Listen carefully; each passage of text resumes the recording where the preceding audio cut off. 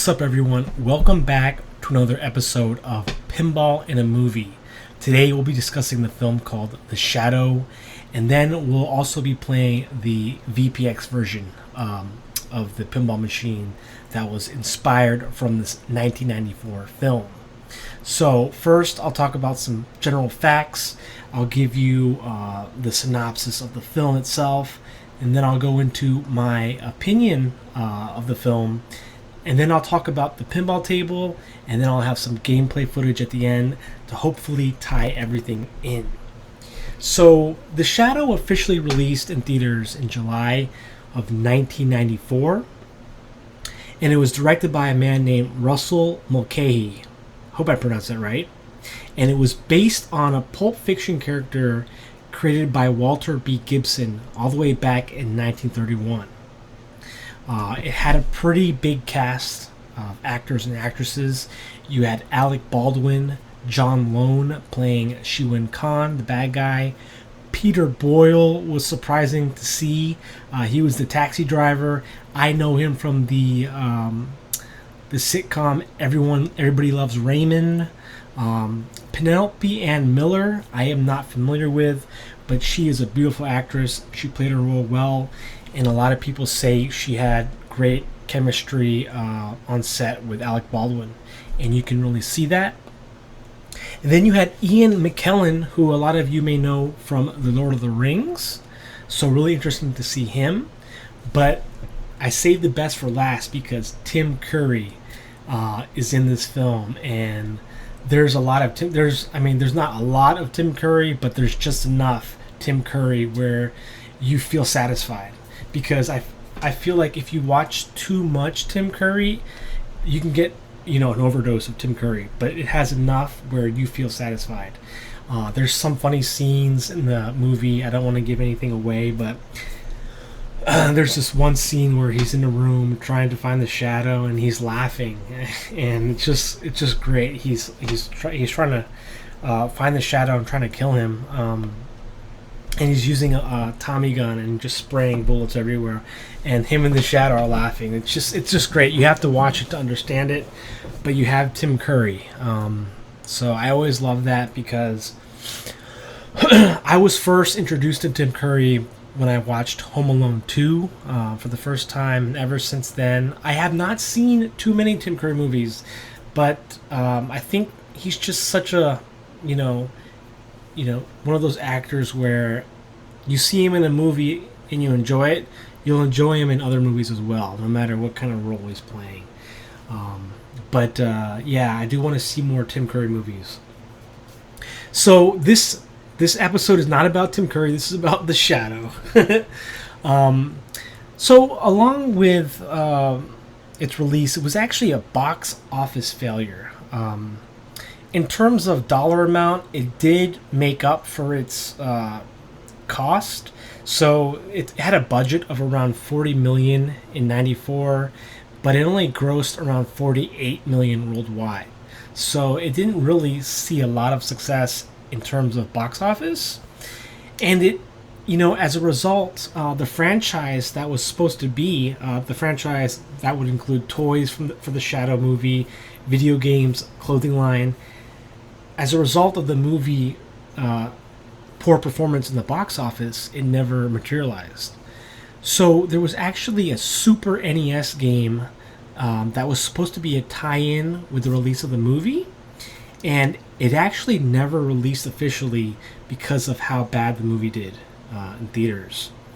But you can look at gameplay online of The Shadow on the Super NES, and it looks like it would have done awesome. It looks like your basic 2D side scroller beat 'em up, and I would have enjoyed playing it. So it's sad that it never actually released because of, I guess it was so dependent on the movie's success that never was. So that kind of bombs, but oh well, right? However, the pinball machine that released the same year did see some moderate success in arcades. The designer of the machine was Brian Eddy, and it was his first design. He also worked on tables like Attack from Mars and Medieval Madness. But I will note that this table does not have any pop bumpers. And I just had to say that because it's true and I like pop bumpers. But since we're talking about the table, I want to mention that the pinball table itself features new speech from Penelope Ann Miller, John Lone, Tim Curry, and as well as speech and sound bites from the movie itself. Tim Kitzrow was the voice actor for Williams and Midway at the time, and he did the voice for the Shadow in the game. One of the coolest features about the pinball table is player-controlled ball diverters. You have a magnetic ball lock, and basically with this pinball table, you want to complete different scenes from the movie to unlock Shadow multi-ball, Con multi-ball, and eventually, hopefully, get to Wizard mode. But before I go into the pinball table gameplay part of this episode, I want to give you basically the synopsis of The Shadow. Basically, the movie is about a superhero named Lamont Cranston, who we see in the beginning is a drug lord in Tibet who's running and overlooking opium fields. And so as a drug lord, he has rival drug lords competing for the business and the trade. So we find out that Lamont Cranston has done evil, has done bad in this trade by taking over other drug lords, basically, and killing people. So in the beginning, he's abducted by a member of the Tulku, and the Tulku basically spare his life. They could have easily killed him, but they spare his life, and as long under the conditions that Cranston uses his powers for good, for forces of good. And so that's where the movie takes off, and you get that basic superhero kind of plot about a superhero trying to use his powers for the benefit of the good. And so that's the beginning, but it starts to get crazy and a little weird as you find out what's actually going on. I'll try not to give anything away, but basically Genghis Khan's last relative, Shiwan Khan, played by John Lone, somehow, I don't know how he comes into the picture, but he goes to New York City and he tries to take over the world, basically, but before he can do that, he basically has to get past the Shadow. And the Shadow, played by Alec Baldwin, basically, is the savior of the city from crime. So you kind of get a basic feel of the superhero antics throughout the film as well as you watch. And I thought it was an okay film. I think it's a lot better than what people on critic sites say, like Rotten Tomatoes and a few other places. I think it's a good one. I think it's worth a watch. And I think I was reading on the Collider, they had an article about this film on Collider, and I think it's a film that is a hidden gem in some ways, because you have such great performance by Alec Baldwin. You have a pretty interesting cast too.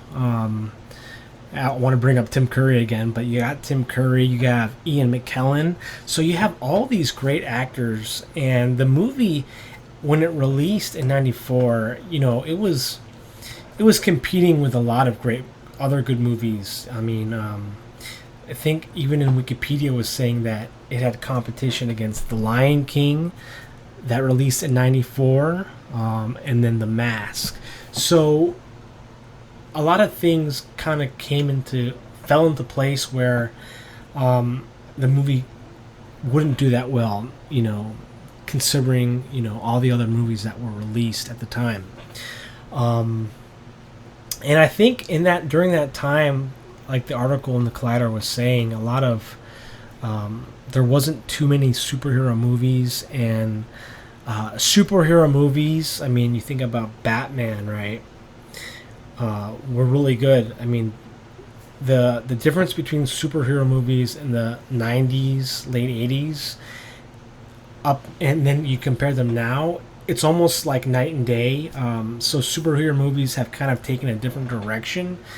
When you think about, like, Batman was more like a dark, serious, brooding kind of superhero film, and then you have movies, more modern superhero films that try to add like a comedy, a satire, but try to be funny. Spider-Man. So this movie, when it came out, was seen as more of like a not wasn't taken seriously, I think, is why it didn't do well. But you look at it now, and it could easily compete with superhero films now, because it does have great comedy. It is funny. It will make you laugh, and so I don't think it was supposed to be meant to be taken seriously. And I think film goers at the time, after having watched movies like Batman, they were spoiled by Batman and were expecting something a lot darker and a lot more serious, which this movie is not really that serious, and which is why I like it. It's kind of funny, right? But you still have, like, another good thing about this movie is the set design. It really does beautiful, with showing New York City in the 1930s, their costume design. The lighting was really good, so you kind of got that, that noir period piece element there. The special effects were also pretty good for 1994. Really good special effects on certain scenes. Like the first scene, you had that Purba, that mystical moving dagger, and the fight scenes, the shootout scenes. You had just a little bit of everything, right? Dialogue, a little bit of action. So yeah, and also this movie, as I was watching, I couldn't help but think of movies like it, and I kept on thinking about Big Trouble in Little China. Like, I just got that. I got that, like, kind of, the set design was pretty, like, it reminded me a lot of Big Trouble in Little China, because I think, was Big Trouble in Little China, was that in New York, or was that LA? I can't remember. But it could just be the whole, in this movie it was like Genghis Khan and, the Mongolia. So it could be that, but I definitely got the vibes that I got from Big Trouble in Little China, because Big Trouble in Little China, I don't know if you can classify it as a superhero film, but it has comedy as well, and you got that main character who is sort of not really a superhero, but kind of is. But you also see, like, references that I saw. I don't know if anyone else saw this, but in the movie, the premise is about Shiwan Khan trying to use an atomic bomb to take over the world. And so Ian McKellen's character looks like, and is dressed like, Albert Einstein, who did work on the Manhattan Project in New York City. So the Manhattan Project was a program of research and development taken during World War II to produce nuclear weapons. And so I think there is some references to that. Trying to see what else I wrote here. And just a funny movie. There was some great scenes. I don't want to ruin anything, but great scenes. Like I said, Tim Curry did really good.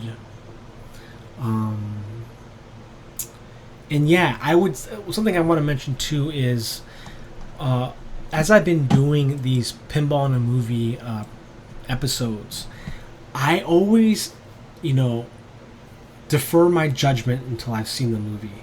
I will read, some reviews maybe before seeing the movie just to get an idea, but I will always wait until I've seen it to make my opinion. And because sometimes you might let the opinions sway how you feel about when you're watching the movie, so keep that in mind. I'm just trying to say anything else from my notes. And a lot of this movie also, you get a lot of mysticism along with the historical references. So you go, the Tulku, and maybe you want to research about Genghis Khan, a little bit of history there. And so you get a little bit of science because they talk about the metals and components used in the atomic bomb. The Purba was the mystical flying dagger. So really cool in that sense. This movie is a little bit of everything. But it gets kind of tricky because it takes place in Tibet and then it goes to New York City, and then, you have Genghis Khan and Tibetan warriors in New York City. And that, I think that's part of the funny part of it too, because in the movie, Shiwan's character is still dressed in like full Tibetan warrior armor and just taking a taxi around New York City in the 1930s is like just funny in itself. So I think I've said everything I wanted to say about the movie. It's sad that I didn't do that well, but the good thing about today is movies can come back, and I think this movie kind of has become a cult classic because you look at it now and it's pretty funny even in today's standards. It looks like superhero films today, how they try to be funny and not to be taken too seriously, like with the older superhero movies like Batman. Now I'll go into coming up will be the gameplay footage of the Shadow pinball machine itself, which now I'll have greater appreciation for. So follow me and we'll continue. Guys, welcome to the pinball part of the Pinball A Movie episode. So we're about to play the machine here. I have never played the Shadow in real life yet. I don't think there's places near me that have this machine. But like with every pinball enthusiast, I would love to try all the tables at least once IRL. But thankfully we have VPX and Visual Pinball to kind of get that fix. So as I noted earlier, one of the coolest things about this table are the player controlled diverters. You also have an upper left mini playfield that they call the battlefield.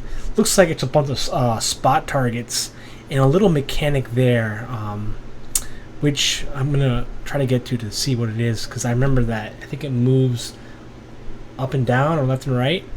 But you can see on the artwork, now that I've seen the movie, now I appreciate the table itself, because I've played this before without seeing the movie, and at first I wasn't a fan because it doesn't have any pop bumpers. But now that I've seen the movie, I can at least appreciate the artwork. You see there's Shiwan Khan. On the right is the Shadow. In the middle is the taxi that they use to get around New York City. You can see in the background the skyline of New York, the different modes. It looks like Punish the Guilty, the Beryllium Sphere. So you'd have to see the movie to understand the references. And it says here on the left, left and right. Blue button controls left Purba, blue button controls right Purba. So Purba was the mystical moving dagger. So without further ado, let's go here. Okay, so skill shot. Let's choose 10 million. See, there's left blue button. See, I'm not sure what that is. Okay, so it's the Magna save. So we'll go for 10 million here. Also, okay, I forgot to mention this. On this table, which you'll notice probably the biggest part are the rings, the red rings. So the red rings, I don't want to give anything away from the movie, but the red rings that you see around the table, there's 1, 2, 3, think there's 4 of them, is something that tells people that you're part of the shadow. Okay, so here it is. The kicker. You're moving the kicker. Okay, that's what it is. This is cool. So along with the diverters, you have that moving kicker. Oh, check this out too. You can see little like Mongolian warrior toys near the ramps. Let's go.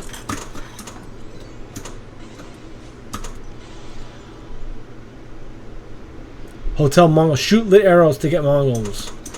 Okay.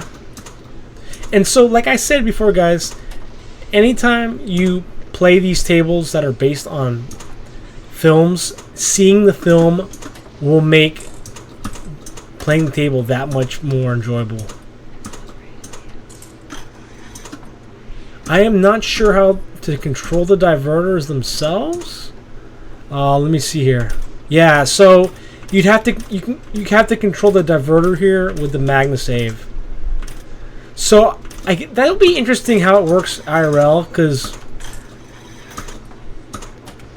I don't know how often you should change the diverters. And there's the magnet that they're talking about. So we got 2 balls locked here. We can... Okay, choose award. So we get to choose the award. Left ramp is the skill shot. Okay, so we have to hit the left ramp. There we go. We got the 10 million though. That's cool. Let's go. Looks like we got a multi-ball here.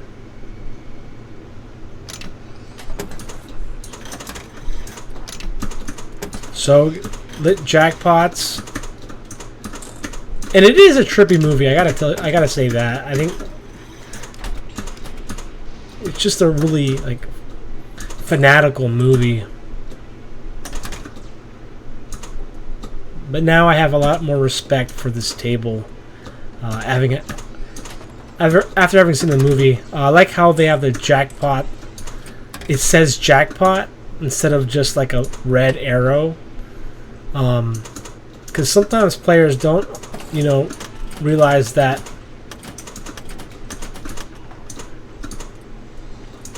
a jackpot is indicated by red sometimes.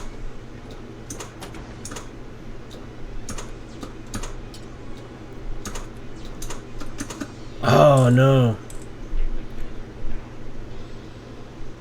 So I don't know if you can hear it, but it's John Lone's voice telling the warriors to kill the shadow.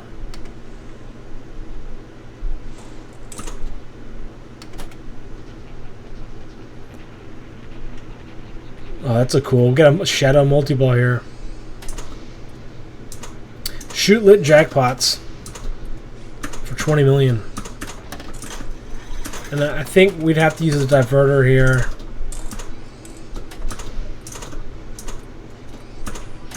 We got 1 jackpot. Don't forget you have this other flipper on the right. I love the yellow flashers. Okay, defeat Khan. 9 more hits to defeat Khan. Oh man.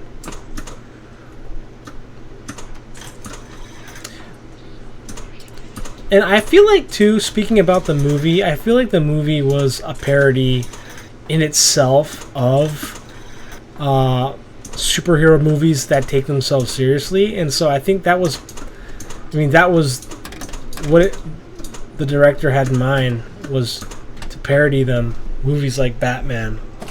So you see a lot of that in the film. And then I felt like I saw references to other movies, like towards the final scenes with the mirrors. Reminds me of that Bruce Lee movie. Left ramp for skill shot. We got the 15 million.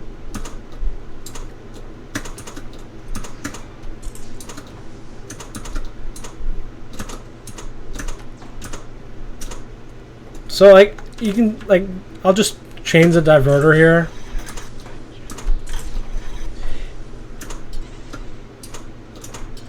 I like the diverter mechanic for this table as well, because in the movie They have like, you know, like little hidden passageways, and it kind of reminds me of that from a design point.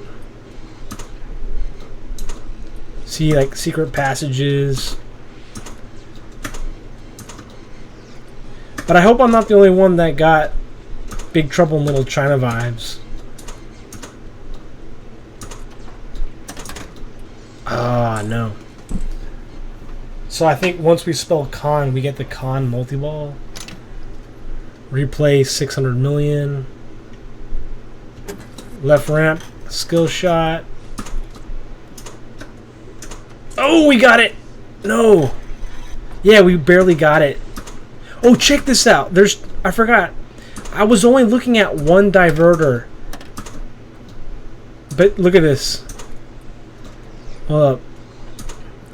There's two. I even mentioned it. See, look. The left magnet controls the diverter on the left. So it gets so tricky like that. You know, when you think about the combinations you can use.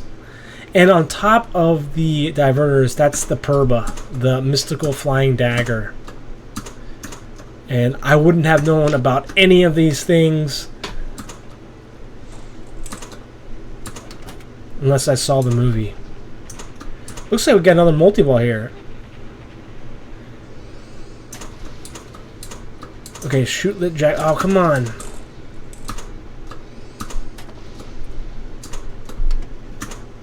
There's one. Right?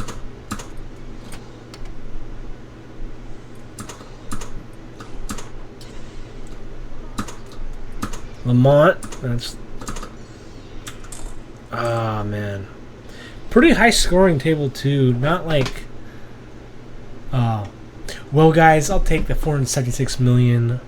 I like that score. I think it's the best I've done.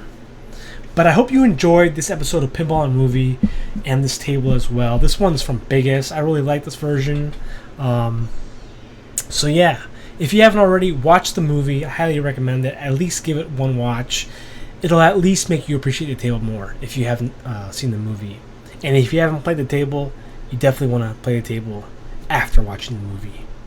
Until next time, I'll catch you guys later. Take care.